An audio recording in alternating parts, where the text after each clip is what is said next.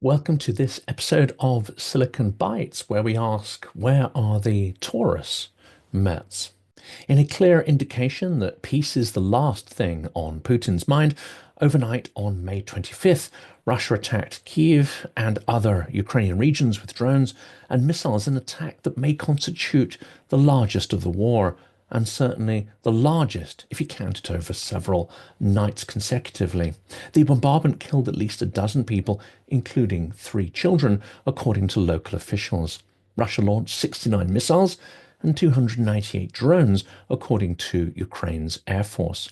The attack coincides with Kyiv Day, a city holiday typically celebrated on the last Sunday in May, and follows on from one of the heaviest Russian assaults on Kyiv throughout the full-scale war. The Ukrainian Air Force reported 45 cruise missiles were shot down by air defense systems and 266 drones neutralized. 22 locations recorded direct strikes. Kyiv was not the only place targeted or hit. In addition, explosions were reported in Odesa, Dnipro, Mykolaiv, Sumy, Konotop, Chernihiv, Ternopil, and Kharkiv, according to local news outlet Suspilne. Foreign Minister Andrei Sybiha condemned the attack and called on the international community to put additional pressure on Russia for a ceasefire. When the entire world calls for an end to the killing, Putin orders even more strikes, attacks, and murders of children. This once again emphasizes the imperative of a full, unconditional, and durable ceasefire for any meaningful peace effort, Sybiha wrote on X. The world must pressure Russia to accept it and put an end to the killings immediately. Now, to my own disappointment, many media outlets and some of the comments against videos on this channel, and of course many people commenting on X, have claimed that the strikes against Ukraine were, quotes, in retribution for strikes Ukraine carried out on Moscow in the preceding days. These headlines and statements are deeply troubling for many reasons and represent the most trivial and unthinking cliches that some journalists reach for when reporting such actions. They represent an imposition of narratives on events or deployment of stock phrases that lack any analytical or explanatory power. This is why I'm so incensed by such lazy and templated reporting. And here are the reasons why they're wrong. First of all, those commentators, those journalists, presume to know the mind and motivations of Moscow, as if they've got some direct line to the Kremlin. Well, they don't, and they've repeatedly shown that they don't understand the motivations or processes that lead Russia to commit such crimes and such aggression. Such headlines also demonstrate they have no idea about the logistics and the preparation required to launch such attacks. It is presumptuous in the extreme to try and impose this narrative and framework on the Kremlin when actually they are clueless about the real motivations. There's no way they can actually know what is in the mind of Putin primarily and of his enablers as well. Such headlines also contain a hint of justification, where there really is no such justification at all. If it is retaliatory, if it's a response or a reprisal, then these words hint at some provocation that moved Moscow to do this, and that removes a small part of the culpability from the aggressor. But Russia is 100% to blame for the aggression, which almost exclusively is in the form of strikes against civilians, and Ukraine is defending itself by targeting military objectives. No equivalence should be drawn between the defender and attacker, though lazy journalists and their choice of words can sometimes blur the boundaries between these two. It's also likely that such a massive attack would take many days or even weeks to prepare, so it is highly unlikely to be in response to something Ukraine did in the preceding days. Rather, such mass-scale attacks require months of stockpiling and significant preparation. They are almost always tied in with anniversaries or significant events. In this case, the clear connection is between the attacks and the release of Ukrainian prisoners of war in a negotiated swap with Russia. It has been the pattern of Putin's behavior to always lash out viciously whenever Russia has made any concession or struck any kind of deal with Ukraine. It is a psychotic response, of course, but it is also a strategic and a psychological one. Firstly, to cover up the news of the prisoner releases, drive it from the news headlines, but also to show Ukrainians what violence and viciousness Russia is capable of, even when it feels it may appear weak by having made concessions. Ultimately, no equivalence should be made and no quarter given, as Russia is the aggressor and Ukraine is the defender. One seeks to destroy, steal, and control, the other merely to retain what legally belongs to it and to survive. There is no way to both sides this. It's not a civil war or an internal conflict. This is a vicious war of imperial conquest and genocide. Flaccid, fatuous, templated journalistic tropes do a disservice to the victims of this war and are in fact an insult to reality and any sense of political morality. Three children aged 8, 12, and 17 years old were killed in Zhytomyr Oblast, according to the State Emergency Service, while another 12 in the oblast were injured. Debris from a falling drone struck a student dormitory in Kyiv's Holosivsky district, causing a fire. Kyiv Mayor Vitaly Klitschko said 4 people injured and received medical treatment on the spot.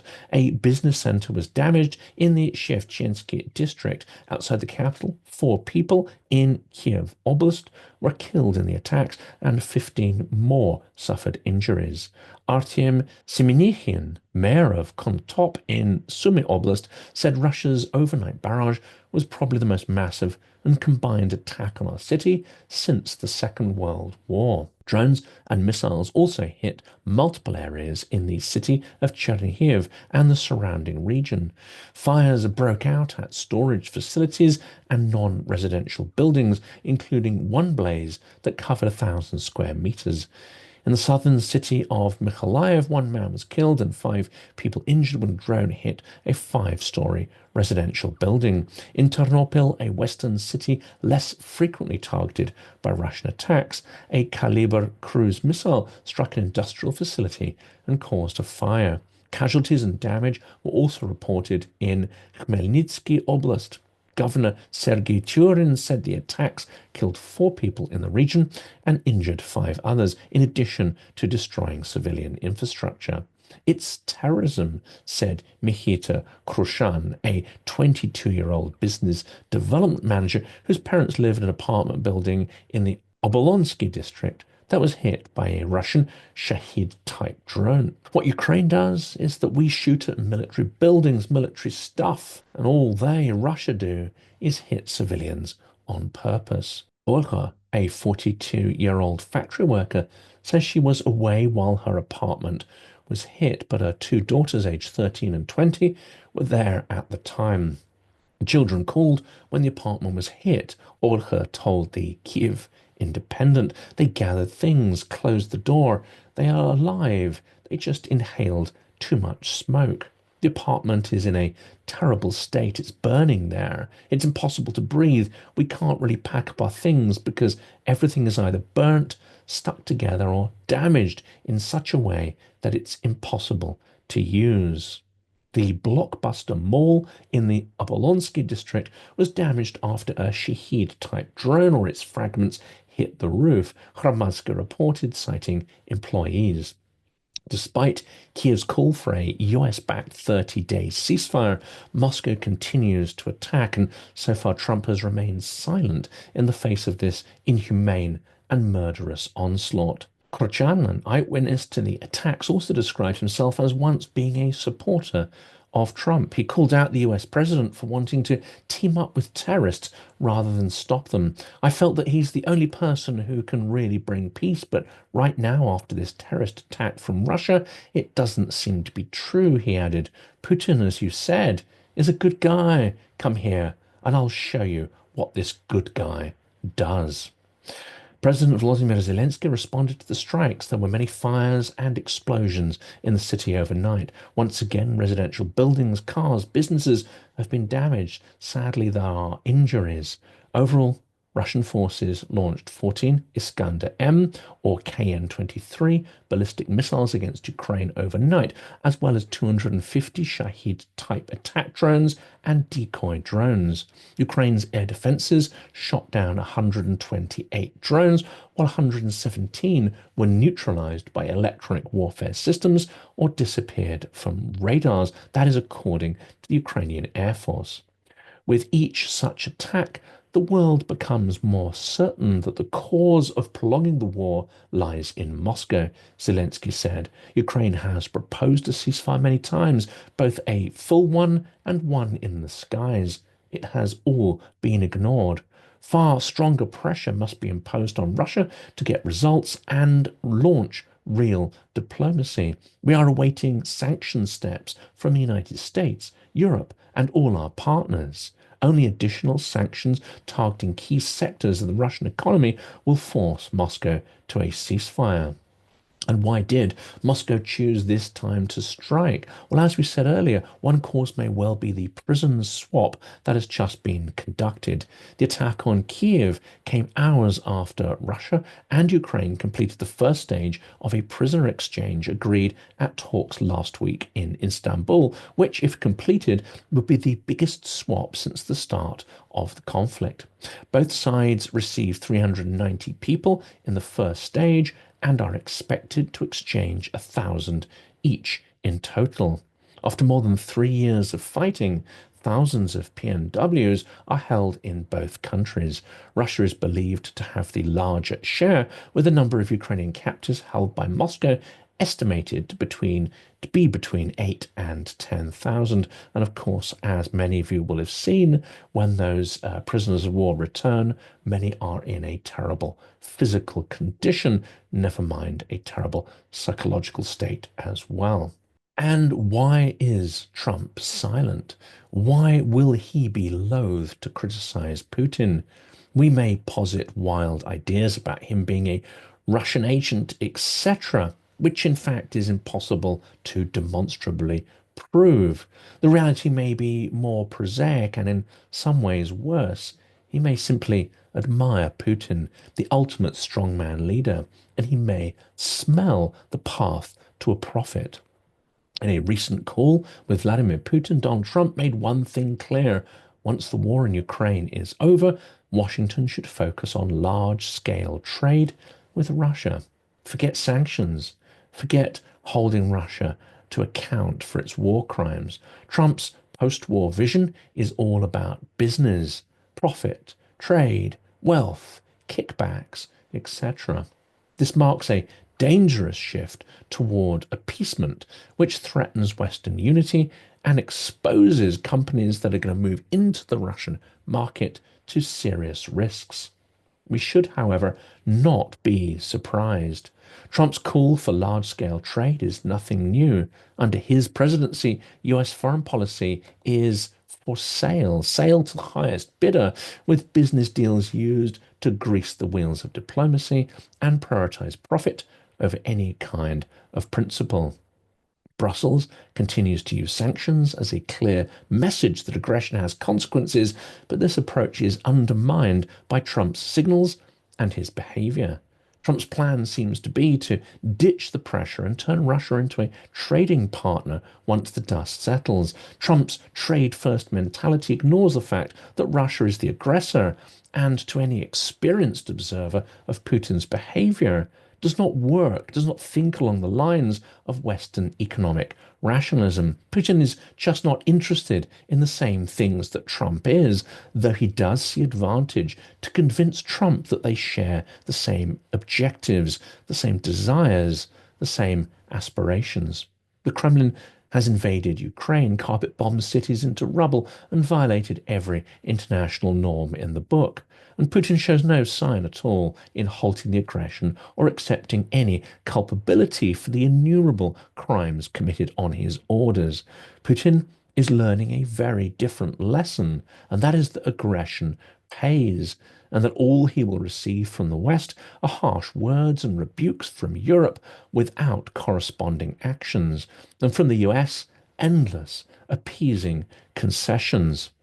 US businesses are already showing renewed interest in engaging with the Russian market. Several American companies are reportedly planning to attend next month's St. Petersburg International Economic Forum. This is Putin's version of Davos. The Kremlin is eager to capitalize on this, with figures like Robert Agee from the American Chamber of Commerce in Russia touting the forum as vital to rebuilding ties. Should we be worried and sickened in equal measure by this apparent glee to trade with Russia?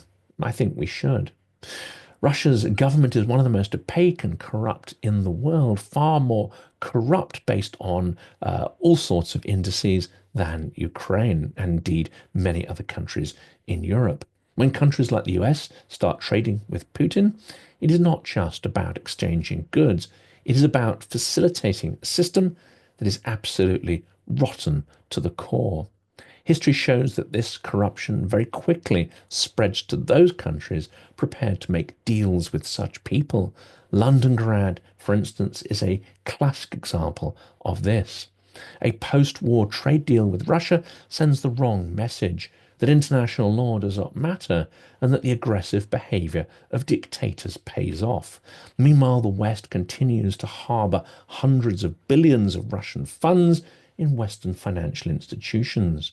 They're afraid to impose costs on the genocidal regime out of our own timidity and greed. As Elena Holshka states on X, Europe must be very proud of itself. While Russian terrorism escalates, its main priority remains keeping Russian money safe. What message does that send out to all the other dictators? Go ahead and kill as many as you want. Western financiers will have your back. It's simply outrageous. Meanwhile, Putin remains committed to victory in Ukraine, according to a recent report from the United States Defense Intelligence Agency. According to the report, Putin almost certainly is committed to victory in Ukraine, and his objectives remain mostly unchanged since the beginning of the war. That is, Ukrainian neutrality and a further partition of the Ukrainian state. Putin sees the war in Ukraine as an existential struggle against the West that will determine Russia's place in the world, determine Putin's hold on power and his historical legacy. Despite recent attempts at peace talks, it has seemed, to me at least, that this process was hollow and fake, at least on the Russian side and possibly on the US side too. The report certainly confirms half of this, saying that Putin is prepared to use military force at least through 2025, potentially longer, and remains steadfast in his demand that Ukraine be permanently prohibited from joining the North Atlantic Treaty Organization, that is NATO, while insisting Kyiv withdraws all its military forces from Donetsk, Luhansk, Zaporizhia, and Kherson oblasts. Well, predictably enough, in recent outbursts from various Kremlin insiders, that list of oblasts that Ukraine would be required to hand over to Moscow has grown to also encompass Kharkiv, Mykolaiv, and Odesa, none of which Russia currently occupies and has little chance of taking militarily at the current rate of advance.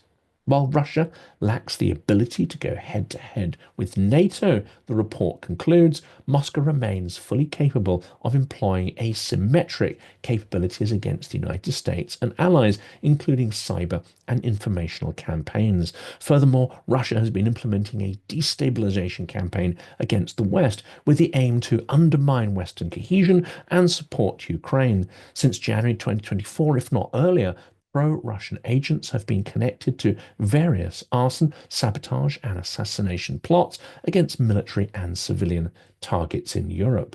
Estonian Foreign Minister Margus Tsahkna explains both the asymmetric attacks and the assault on Ukraine over the last few days. Russia's continued aggression has a simple explanation. It hasn't faced enough pressure to stop. The power to change that lies with us. He called for increased military aid, tougher sanctions, and actions targeting Russia's shadow oil fleet, as well as the frozen assets that we mentioned earlier. And to conclude, where is Taurus? Chancellor Merz. Many are asking this question. Gabrielas Landsbergis, who's been on this channel, sarcastically asks on X, "Hello, sorry to disturb you, but have you heard anything about Taurus and those crippling sanctions? Let me know, Merz. Thanks." Europe and Germany look weak in the face of endless Russian aggression. Merz recently boldly stated if Russia does not stop bombing civilians within 24 hours, the range of restrictions on available weapons will be jointly lifted. If that's not enough, the Taurus missiles will be delivered a week later. Well, 24 hours have passed, 48 hours, and even more. And yet we are still waiting for Europe to grow a spine and to respond to Russia with more than just words. Words which, no matter their tone, their harsh tone, in the end, simply provoke Putin to more aggression, simply embolden him and enable him to carry out the vicious assaults that we've seen on Kyiv and other Ukrainian cities over the last couple of nights.